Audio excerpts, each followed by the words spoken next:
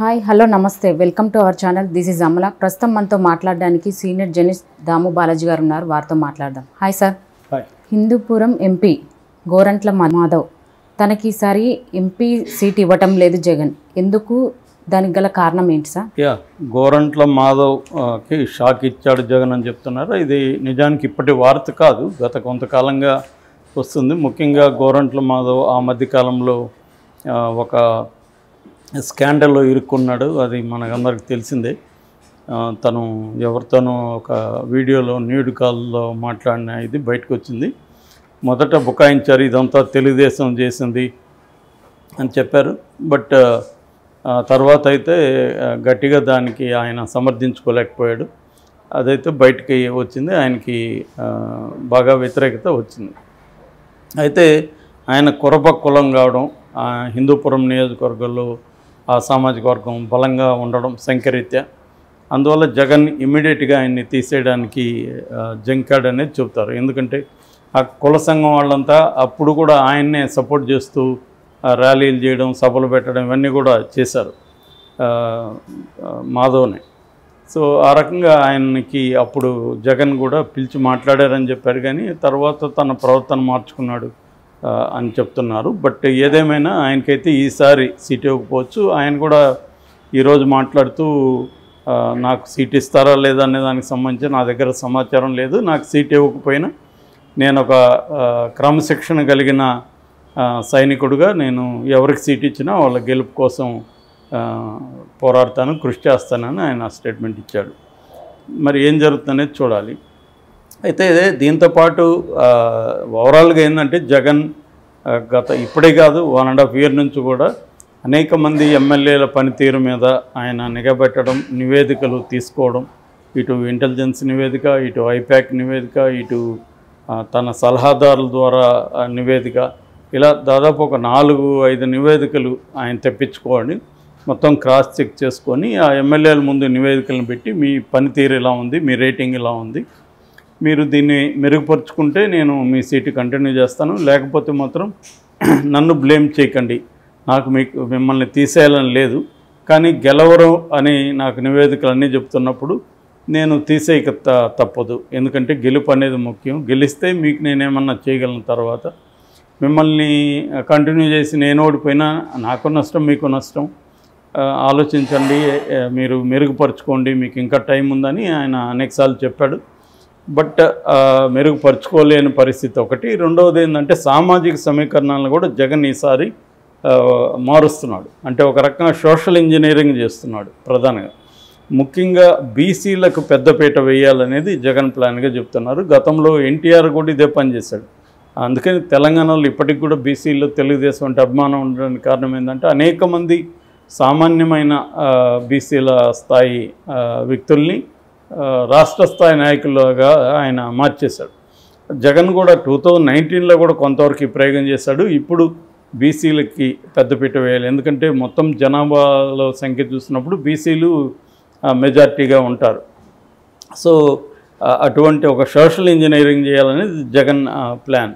So ఒకటి పనితీరు, రెండవది సోషల్ ఇంజనీరింగ్లో భాగంగా ఉండడం, మూడవది ఏంటంటే కొత్త ముఖాలని తీసుకురావడం. సో ఒక నియోజకవర్గంలో ఒకరే పాతుకుపోయి ఉన్నప్పుడు వాళ్ళ పట్ల వ్యతిరేకత రావడం సహజం. ఎందుకంటే ఎవరైనా కూడా అందరికీ భాగాల్లో న్యాయం చేయలేని పరిస్థితుల్లో వాళ్ళని మార్చి వాళ్ళని పక్క నియోజకవర్గం తీసుకెళ్ళి అక్కడి నుంచి ఇక్కడికి ఇట్లా రీషఫుల్ చేయడం అనేది కూడా ఒకటి. సో ఈ 3 క్రైటీరియా, ఒకటేమో పనితీరు, ఒకటి సామాజిక సమీకరణాలు, ఒకటి నియోజకవర్గాల మార్పు, కొత్త ముఖాలు. సో ఈ 3 సమీకరణాల నుంచి జగన్ మారుస్తున్నాడు. ఆల్రెడీ ఎప్పటి నుంచో ఇది ఉంది. అయితే తెలంగాణ ఎన్నికల తర్వాత తను ఏదైతే గతంలో నిర్ణయం తీసుకున్నాడో, అంటే సిట్టింగ్ని గెలిచినా గెలవకపోయినా కంటిన్యూ చేయాలా అని కాకుండా గెలుస్తారు అని ఖచ్చితంగా తెలిస్తేనే ఇవ్వాలి, గెలవరని తేలినప్పుడు ఇవ్వద్దు, దానివల్ల ఏ రకమైన ఇష్యూస్ వచ్చినా కూడా డీల్ చేద్దాం అనేది జగన్కి కూడా గతంలో ఉనింది. అది ఈ ఎన్నికలతో ప్రూవ్ అయింది ఇక్కడ. ఎందుకంటే కేసీఆర్ సిట్టింగ్ ఎమ్మెల్యేలు 30 మందే గెలుస్తారని ఆయనకి నివేదికలు ఉన్నప్పటికీ కూడా సిట్టింగ్ ఎమ్మెల్యేలని మార్చడానికి కేసీఆర్ ధైర్యం చేయలేదు. దానికి 2 కారణాలు. ఒకటేమో సిట్టింగ్ ఎమ్మెల్యేలు రెబల్గా మారి అక్కడే ఎవరన్నా కొత్త వాళ్ళకి ఇస్తే వాళ్ళని చికాకు పరిచి వాళ్ళ ఓటమికి కారణమవుతారనే ఒక భయం. రెండవది ఎమ్మెల్యేలను చూసి ఎవడు ఓట్లేస్తారు, కేసీఆర్ని చూసే ఓట్లేస్తారు. సో కేసీఆర్ నేనున్నప్పుడు మళ్ళీ ఎమ్మెల్యేలు ఎవడు ఉంటే ఏంటి, కంటిన్యూ చేస్తే పోతుంది అన్న ఒక ఆలోచన కూడా ఆయనకి ఉంది కేసీఆర్కి. ఈ రెండు కారణాల వల్ల కేసీఆర్ ఉన్నవాళ్ళని కంటిన్యూ చేశాడు. అక్కడ జగన్ ఆ పని చేయదలుచుకోలేదు. జగన్కి కూడా నన్ను చూసే వేశారు అనేది ఉండొచ్చు అభిప్రాయం. అయినప్పటికీ కూడా ఏమాత్రం ఒక చిన్న మిస్టేక్ కూడా ఈసారి చేయకూడదు, అన్ని జాగ్రత్తలు తీసుకోవాలి అనేది జగన్కున్న అభిప్రాయం.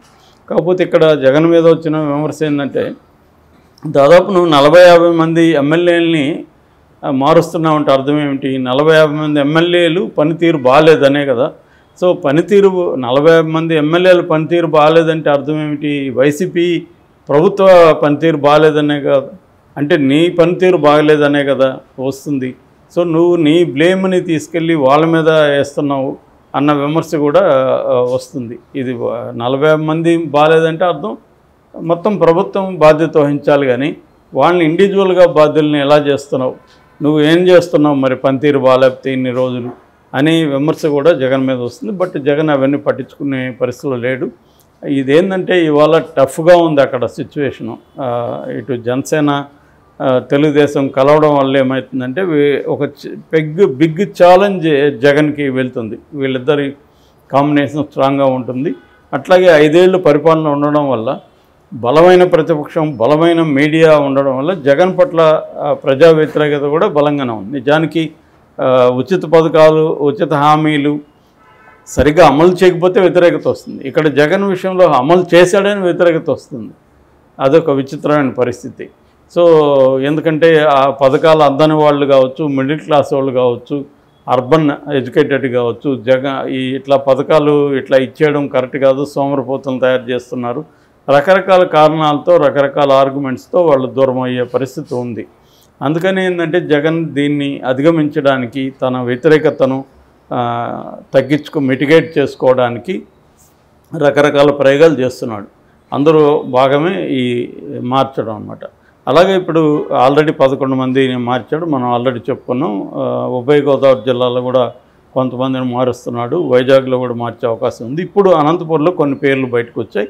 అందులో ప్రధానంగా 2 ఎంపీలు ఉన్నారు. అనంతపురంలో గతంలో మొత్తం సీట్లలో కేవలం 2 సీట్లు మాత్రమే తెలుగుదేశానికి వచ్చాయి. ఒకటి వయ్యావల కేసు, ఒకటి బాలకృష్ణ హిందూపురం నుంచి. వీళ్ళిద్దరు తప్ప మిగతా అన్ని సీట్లు కూడా జగనే గెలుచుకున్నాడు. అట్లాగే 2 ఎంపీ సీట్లు హిందూపురం, అనంతపురం. హిందూపురం గోరంట్ల మధు, అనంతపురం తలారి రంగయ్య, వీళ్ళిద్దరూ కూడా గెలిచారు.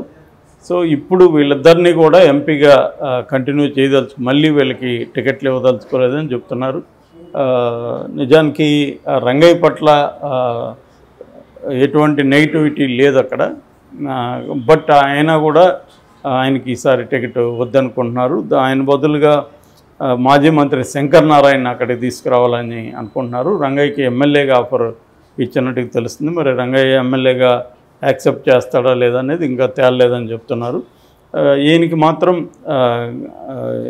ఈ కురబ సామాజిక వర్గం కాబట్టి ఇంతకుముందు ఆయన్ని పెట్టారు అక్కడ. ఆయన అంతకుముందు సీఏగా, కదిరి సీఏగా పనిచేశాడు. దాని తర్వాత ఆయన జేసీ దివాకర్ రెడ్డి రైత సిద్ధాంత ఆశ్రమం అని ఉంది, అక్కడ పోయి గొడవ పడి అక్కడ పోలీసుల్ని దుర్భాషలాడిన సంఘటన జరిగినప్పుడు మాధవ్, ఎందుకంటే పోలీస్ అధికారుల సంఘానికి కూడా ఈయన అధ్యక్షుడిగా ఉన్నాడు అక్కడ.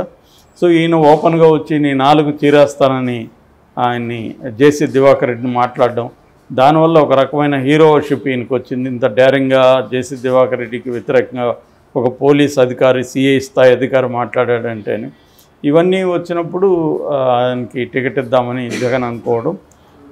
సో ఇప్పుడు వ్యతిరేకత పెరిగింది కాబట్టి ఆయన పక్కన పెట్టి ఆయన బదులుగా మాజీ కర్ణాటక మంత్రి శ్రీరాములు వాళ్ళ చెల్లెలకు శాంతమ్మని ఆమెకి ఇవ్వబోతున్నారు. ఆమె బోయ కులానికి చెందింది. బోయ సామాజిక వర్గం కూడా హిందూపురం నియోజకవర్గంలో బలంగా ఉంది కాబట్టి ఆమెకి ఇద్దామనేది ప్లాన్. ఇంకోవైపు ఏంటంటే శ్రీరాములు తన మిత్రుడైన గాలి జనార్దన్ రెడ్డి భాగస్వామి, వ్యాపార భాగస్వామి, ఇంతకుముందు ఉప ముఖ్యమంత్రిగా కూడా పనిచేశారు. సో ఆయన చెల్లెలకి ఇద్దామనేది ప్లాను. అట్లాగే శంకర్ నారాయణ తీసుకొచ్చి ఎంపీగా చేయబోతున్నారు. సింగనమల సిట్టింగ్ జొన్నలగడ్డ పద్మావతికి కూడా ఈసారి టికెట్ రాదని చెప్తున్నారు. ఇక కదిరి ఎమ్మెల్యే సిద్ధారెడ్డి, మడక తిప్పేసం వీళ్ళతో కూడా మాట్లాడుతున్నట్టు తెలిసింది. ఇక మాజీ మంత్రి ఉషశ్రీ చరణ్ ఆమెను తీసుకెళ్లి పెనుగొండ ఎమ్మెల్యేగా చేయబోతున్నారు. పెనుగొండ ఎమ్మెల్యేగా ఉన్న శంకర్ నారాయణ ఏమో ఎంపీగా అనంతపురం నుంచి చేయబోతున్నారు. మరి ఏం జరుగుతుందనేది మనం చూడాలి. సార్, ఇప్పుడు 11 మందిని మార్చాడు, ఇంకా మరికొందరిని మారుస్తున్నారు జగన్ గారు. మారుస్తున్నప్పుడు ఇంకా వీళ్ళు కొత్త వాళ్ళు వస్తున్నారు, వీళ్ళ వలన మళ్ళీ ఇలా రిపీట్ అవ్వదని ఏమైనా? మళ్ళీ నెక్స్ట్ ఎలక్షన్కి ఇదే జరగచ్చు. బట్ ఇప్పుడు జగన్ ముందు ఉన్నది 2024 ఎలక్షన్లో గెలవడం అనే ఒక షార్ట్ టర్మ్ గోల్ తప్ప లాంగ్ టర్మ్లో వీళ్ళ పనితీరు ఎలా ఉంటుందనేది నిజానికి ఈ ఎగ్జాంపుల్ నుంచి వాళ్ళు ఇప్పటి నుంచే హుషారుగా ఉండే అవకాశం కూడా ఉంటుంది. సో వాళ్ళ మీద డిపెండ్ అయి ఉంటుంది మేజర్గా. మనం మళ్ళీ 2029లో మళ్ళీ మనకి జగన్ ఇవ్వాలనుకుంటే ఇప్పటి నుంచి మనం కరెక్ట్గా పనిచేయాలనేది వాళ్ళు ఆ రకంగా కూడా పనిచేయచ్చు.